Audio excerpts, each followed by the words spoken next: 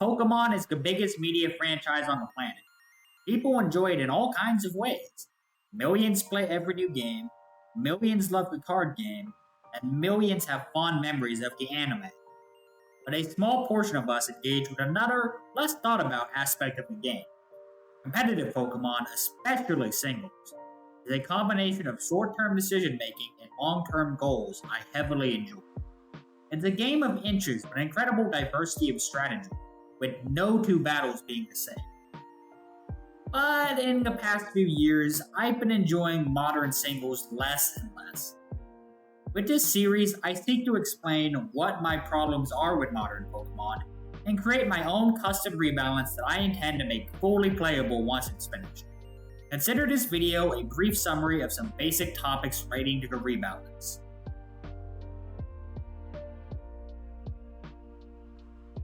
Power creep is a term often thrown around to critique of a competitive game, but people rarely break down the issues caused by power creep.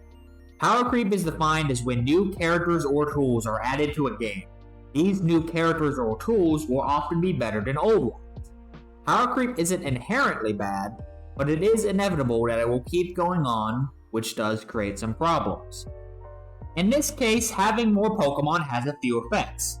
Obviously, more Pokemon means more Pokemon become unviable without colossal buffs. But buffing the older Pokemon to stand toe-to-toe with the new ones doesn't fix the other issue with power creep. Stronger tools change how the game is played. Pokemon, in my opinion, is heading in a direction where both offense and defense are becoming less engaging. Offensive Pokemon have all these powerful abilities and better move options to blow past many of the Pokemon that seem to counter them. In older gens, you usually had to play a hazard game for your offensive threats to auto-win against the opponents. In more recent gens, unless there's a big type disadvantage, this is rare. It's more like the opposing offense switches in once, stops you, and can't stop you again. Defense isn't much better, as the defensive mons that were added or buffed are either mons that you can't really do much to break outside of a small selection of mons, or they just kinda sit there as answers to offense until the rest of their team dies. Stall isn't that common in modern gens, but modern gen stall teams make me sick. Regen's a cool concept, but the execution is horrible. So many of the best stall mons having this ability makes stall teams non-interactive.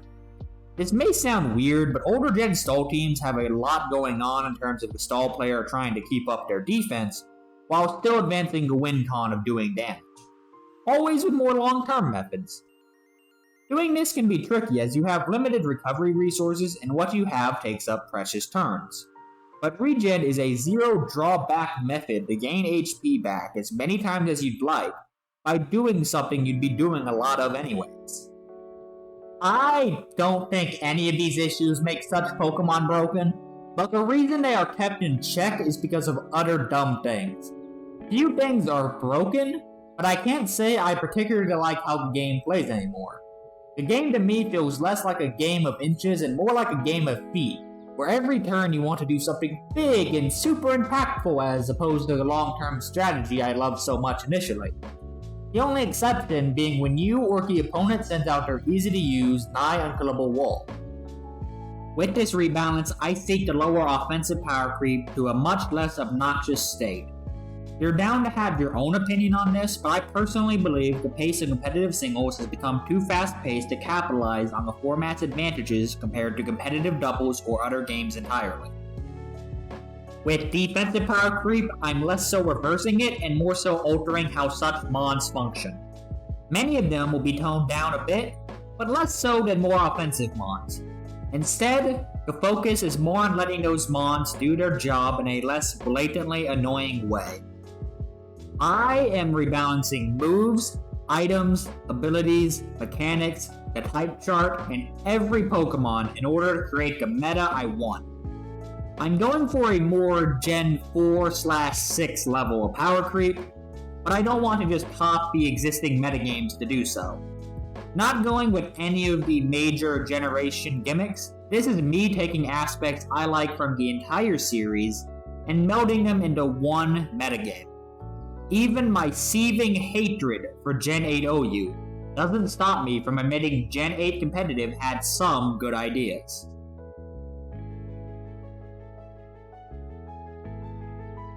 I'm sure I made this clear by now, but this rebalance is focused on singles.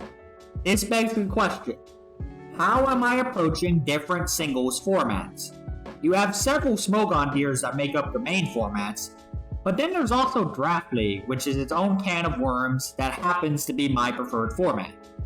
I'm dealing with roughly 500 fully evolved Pokemon here, and in lower tiers I need to account for their unevolved forms.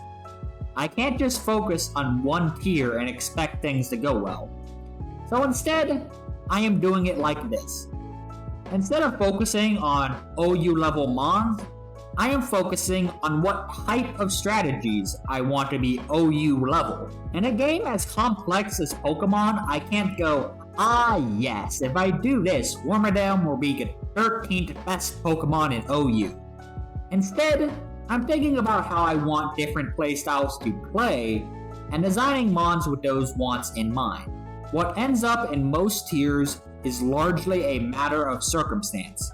For most Pokemon, I'm not designing them around a specific power level, as no one really could for the entire dex. There are exceptions though, and they're on opposite ends of the power spectrum. I am factoring in design and other attributes such as the anime or what the Pokemon is based on. I'm also not deleting anything. This leads to a predicament where sometimes buffing a Pokemon by a major amount feels off. For example, turning Farfetch'd into some super cracked version of itself that you are legitimately scared of feels weird. So what if instead I design some Mons with lower tiers in mind? Farfetch'd in this has a level of power comparable to modern lower tiers. This is way better than it currently is, but at the end of the day, it's still Farfetch'd. On the other side, you have the Ubers and other already strong Pokemon. Obviously, most of the Uber level threats are staying like that, but some strong OU Pokemon pose problems. Like I said, I want to reduce power creep a bit. Although I'm giving most Pokemon new tools, I'm also taking away specific tools to overall weaken them. With some Pokemon though, I can't really design them for a certain function without completely gutting them. At that point, I'd rather buff them to the point where they are unquestionably Uber level and are not allowed in other formats. Same goes for Pokemon that may seem fine at first, but greatly benefit from more broad gameplay changes.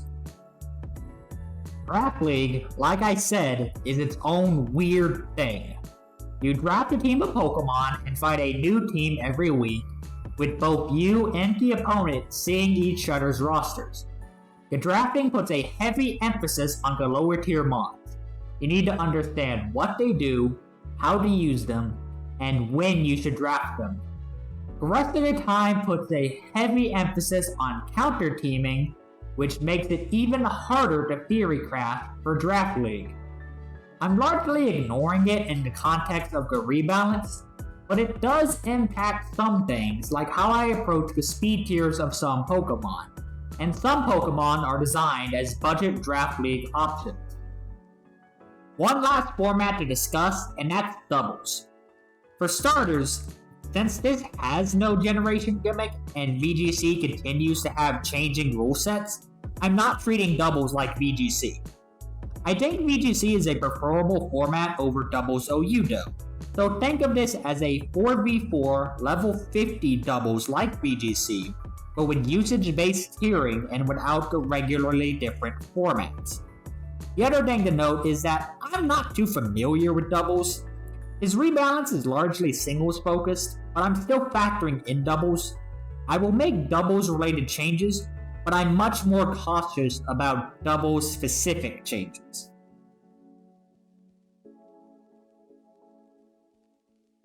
The type chart is the founding piece of Pokemon gameplay. Obviously, theming such as Water beats Fire is also a factor. My type chart changes do account for theming, but gameplay is always a more important factor. There are popular type chart changes that I quickly decided against for gameplay reasons. It's extremely easy to justify type chart changes thematically, While gameplay-wise, every change is going to have a ripple effect that affects every type to some extent. The purpose of my type chart changes isn't perfect balance, which is impossible without making types too samey, or radically altering how the game is played. My type chart changes exist to make rebalancing individual Pokémon easier, and to give me more options. These changes should greatly buff the buff types, while only being minor nerfs to other types. The type chart isn't the rebalance, it's the template it is built on. I'm not going to be making every move viable.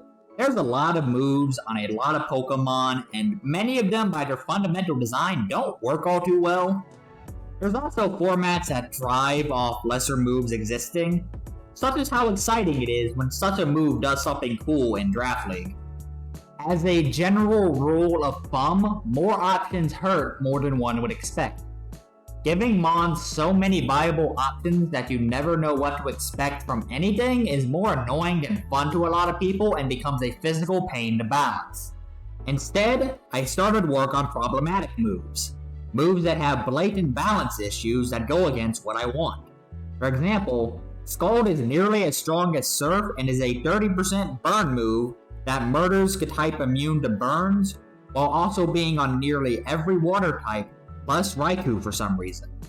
Stealth Rocks is an example of a good concept, a hazard that takes into account type effectiveness while also filling the crucial role of a second damage dealing entry hazard. It also hits 300 Pokemon for super effective damage, making it much harder for me to work with as a balancing tool. I also believe move distribution is sometimes a problem. Ice is a glass cannon type, but even if I were to buff it, no one would have reason to use them when water types are good ice type offense. Water types usually have good ice moves, ice coverage goes well with water, and water is one of the most important types, not only in terms of it being good, but because fire, water, grass is the founding core of Pokemon. I'd rather make ice moves more rare among non-ice types than attempt to balance it out by gutting the water types in other aspects.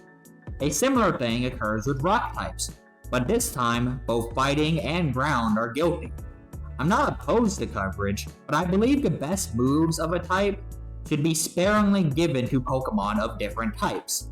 Moves are a defining aspect of both a Pokemon's strengths and weaknesses, and as such, while I often give Mons new moves, it's also common for me to take some of them away.